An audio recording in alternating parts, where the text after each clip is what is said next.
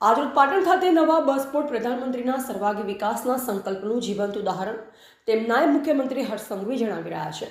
31મી માર્ચે વડાપ્રધાન નરેન્દ્રભાઈ મોદી દ્વારા રાણીની વાવ ખાતે 3D મેપિંગ શોનું ઓનલાઈન લોકાર્પણ। નવ બસ પોર્ટ એ માત્ર ઇમારત નથી પણ પાટણના વિકાસના નવા અધ્યાયની શરૂઆત છે।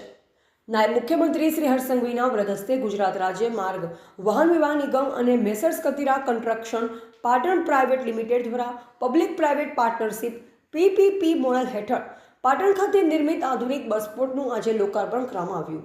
નાયબ મુખ્યમંત્રી શ્રી હર્ષ સંઘવીએ રિબિન કાપી પાટણના આઇકોનિક બસ પોર્ટની તકતીનું અનાવરણ કર્યું। આ અવસરે નાયબ મુખ્યમંત્રી શ્રી હર્ષ સંઘવીએ પાટણ જિલ્લાને 3 નવીન AC બસો આપવાની જાહેરાત કરી।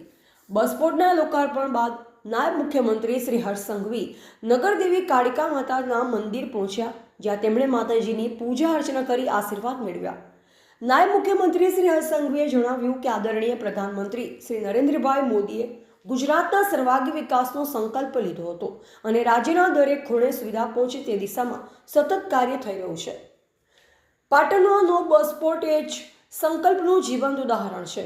કાલથી અહીંથી દરરોજ કુલ 850 અરાઇવલ અને ડિપાર્ચર સાથે બસોની અવરજવર શરૂ થશે, જે દ્વારા 20,000થી વધુ મુસાફરોને સીધો જ લાભ મળશે।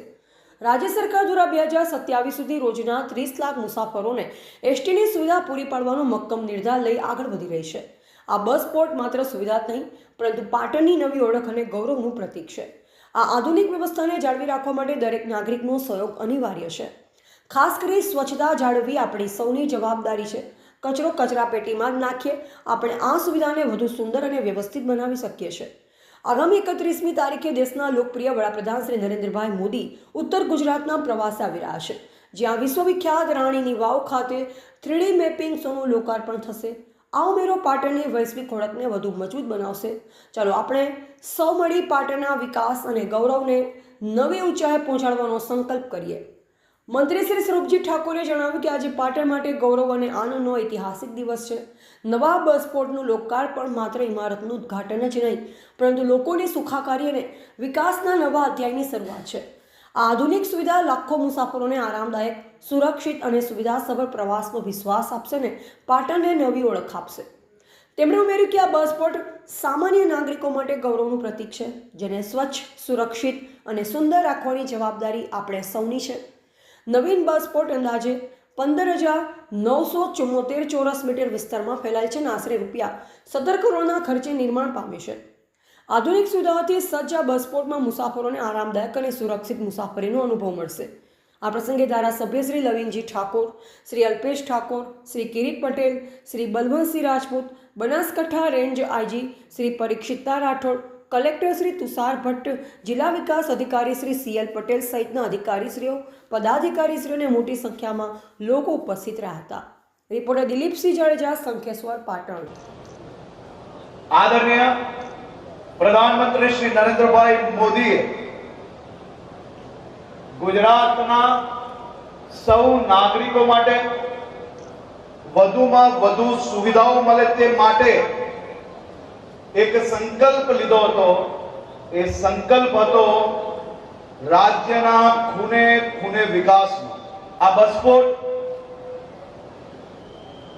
કાલથી ટોટલ 850 ટ્રીપ એટલે કે 850 ટ્રીપ અરાઇવલ અને ડિપાર્ચર કાલના દિવસથી પાટણના નાગરિકો માટે અહીંયાથી 850 બસો આવશે અને ઉપડશે। 20,000 થી વધારે લોકો